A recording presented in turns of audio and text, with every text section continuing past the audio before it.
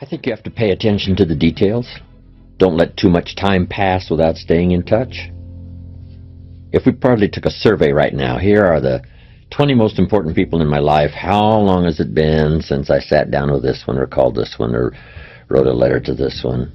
We'd probably say, wow, the man is right.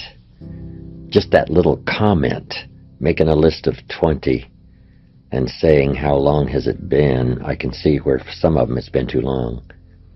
You know, that are considered very close friends. We just have to pay more attention. And I just now thought about that. Make a list of 20 and say how long has it been. We try to think of it. We make a phone call. Say, wow, it's been too long. We got to have lunch. We got to get together. And some that may live in your own community where it's a little easier to stay in touch. But, you know, some of our friends are not close by. Staying in touch is just a vitally important part of developing a good relationship. Take care of those things that matter. What doesn't matter to you, say if nobody calls me on my birthday, that doesn't matter. But for someone else, it does matter. So you just make sure that gets done, those kind of things.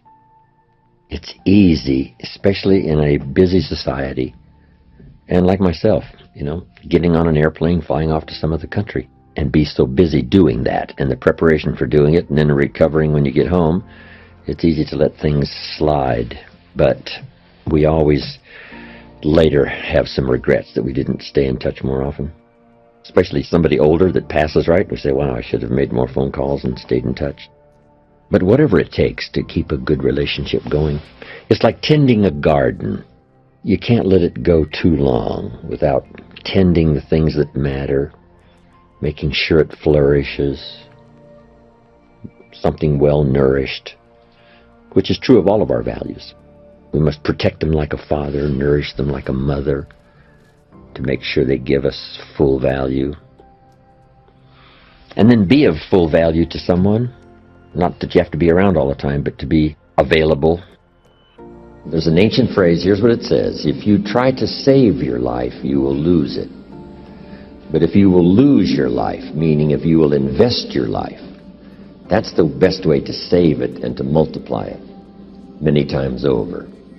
So here's the phrase: investing life into life has the potential of creating miracles. Investing life into life. Investing life into life creates a new baby. But investing life into life with ideas, information, association, influence can create enterprise, can create a corporation, can create a business, can create a movement, can create something that benefits many more people than just those few that might have invested in each other's lives. So that should be one of your goals, is to be valuable enough to invest in somebody else's life. Starting first if you're married with your children. And then invest in each other. Marriage and friendship, these associations are a chance to invest in each other. A business enterprise. Bill Bailey and I have been involved in other enterprises. But the enterprise, you know, fortunately was successful, and we had a chance to affect a lot of other people's lives. But guess what happened over those years, and which continues to today? We continue to invest in each other.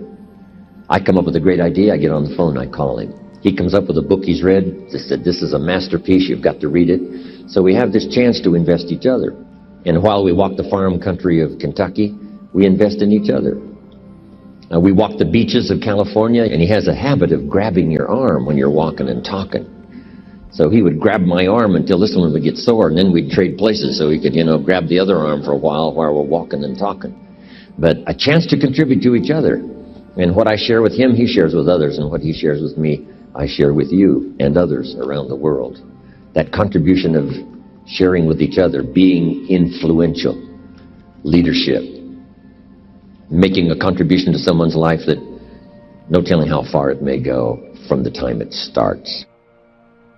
Friendship is, it's one of the most valuable possessions in the world. Good friends, relationships. What really matters when we all get right down to it is that inner circle. When we should spend as much time as possible, maximum time, maybe borrow a little from other things that aren't quite that valuable, that are essential but not quite that valuable, and spend more time, family, inner circle, close friends. Because that's where a lot of the drive and ambition to do well comes from. Making dreams come true for that inner circle, you and them, furnishes the fuel for high ambition. Not to be ambitious just for the name or for the fame or for the money or for the useful things you can do like generosity for the future, but at least to do as much as you can to nourish that association and communication inner circle. Conversations in art, whether it's with a child or whether it's with husband and wife or friends. Used to be years ago, we wrote letters that only got sent or, received once in a while. Now we just jump on the phone and talk. But back then, people seemed to take thoughtful care about putting into words how they really felt. And it's easy to be a bit too casual and not put as much how you really care into language, especially when we're talking all day long and all day long. It's hard to be that unique when we really would like to be unique, say something extraordinary about how we feel, but it gets lost in sort of the mundane, ordinary conversation rather than taking the time to say something unique about how you care and about how you feel. When Judy, my wife, and I, when we parted ways, I wrote a little note, and I said, "Dear Judy, as often as the night comes, so does my sadness. As constant as the day arrives, so is my love for you. I wish for you, and I wish the best for you, and I understand that dilemma. My life is here where you touched me. If ever you should call, I will be there to be touched again." I took a little time to thoughtfully see if I could say in a very few words what was happening to me at the time. It's easy to be careless with language and not say what you mean to get a point across.